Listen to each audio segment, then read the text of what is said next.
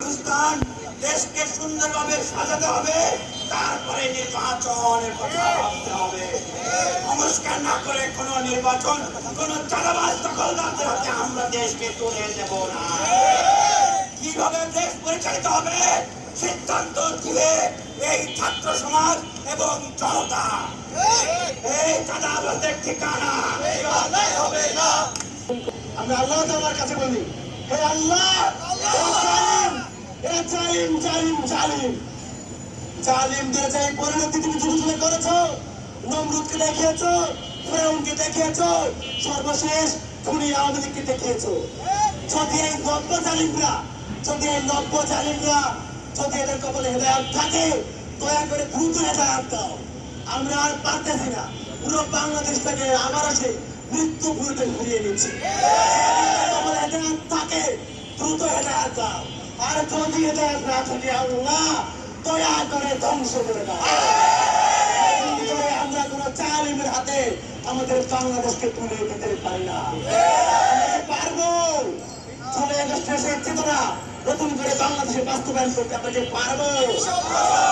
বাংলাদেশ তোমার ভয় নাই, 6 আগস্ট ভয় নাই। বাংলাদেশ তোমার ভয় নাই, 5 আগস্ট ভয় নাই। বাংলাদেশ তোমার ভয় নাই, কোন অভ্যুত্থানে ভয় নাই। যদি নতুন করে বাংলাদেশের মাটিতে কেউ আওয়ামী লীগ হওয়ার চেষ্টা করে, তাকে আওয়ামী লীগের মতোই পরিণতিটাকে ফিরিয়ে দেওয়া হবে। এই বাংলায় হবে না চাঁদাবাজের ঠিকানা, এই বাংলায় হবে না দখলদারের ঠিকানা, এই বাংলায় হবে না। সংগ্রামী উপস্থিতি, ছাত্র বন্ধুরা, আওয়ামী লীগের ফ্যাসিবাদী আমলেও এই ঢাকা বিশ্ববিদ্যালয়ের এই জায়গাগুলোতে দাঁড়িয়ে একইভাবে স্লোগান দিয়েছি। আজকে যেভাবে ছাত্র বন্ধুরা প্রতিবাদ করছে, আওয়ামী লীগের আমলেও ঠিক একইভাবে এইভাবে আমরা প্রতিবাদ করতাম। ছাত্রলীগ আসতো, পিছনে দাঁড়িয়ে থাকতো, মিটিমিটি শয়তানের মতো করে হাসতো। আর সমাবেশ শেষ হয়ে গেলে অনেক ক্লাসমেট ছিল ছাত্রলীগের, ফলে একসাথে গণরুমে ছিলাম, এরকম ছাত্রলীগ যারা ছিল ওরা বলতো কি, তোরা কি পাগল হয়ে গেছিস? তোরা যে বলিস যে ছাত্রলীগ এই বাংলাদেশে তার ক্যারেক্টার পরিবর্তন না করলে থাকবে না, আওয়ামী লীগ থাকবে না, এটা কি কোনোদিন সম্ভব? তোরা পাগল। আমরা কি পাগল?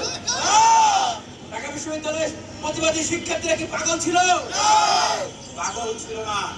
ঠিক আজও বলতে চাই, যারা নিজেদের রাজনীতির গুণগত পরিবর্তন আনতে পারছেন না, যারা নিজেদের দলের নেতা কর্মীদেরকে নিয়ন্ত্রণ করতে পারছেন না, তাদের উদ্দেশ্য বলছি, আপনাদের শত্রু নয় আমরা, আপনাদেরকে বাধ্যা করতেছি না।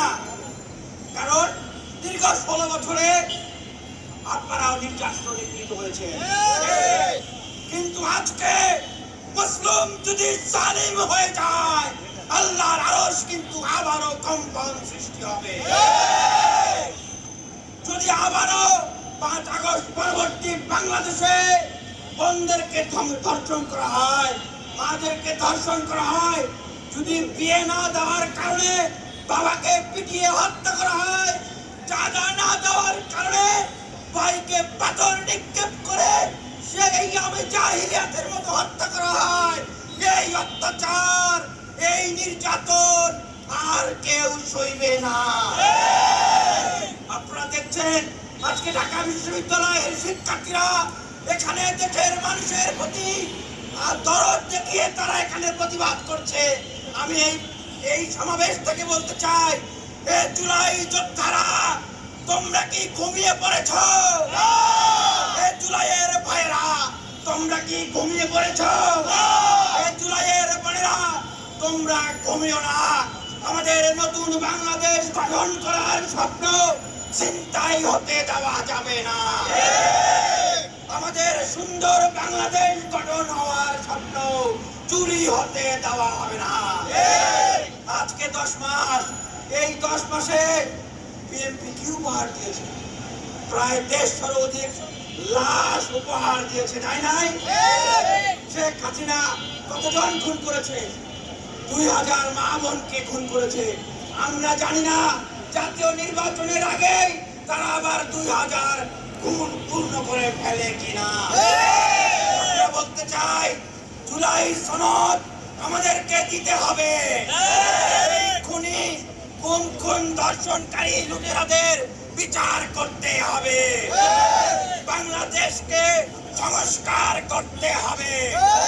আমরা শহীদ ভাইরা শহীদের জন্য হয় নাই, আহত ভাইরা এই জন্য আহত হয় নাই, বিশ্ববিদ্যালয়ের লাইব্রেরি হল থেকে শিক্ষার্থীরা এই জন্য বের হয় নাই কেবলমাত্র নির্বাচন করে একটি দলের হাতে ক্ষমতা তুলে দেবে এজন্য।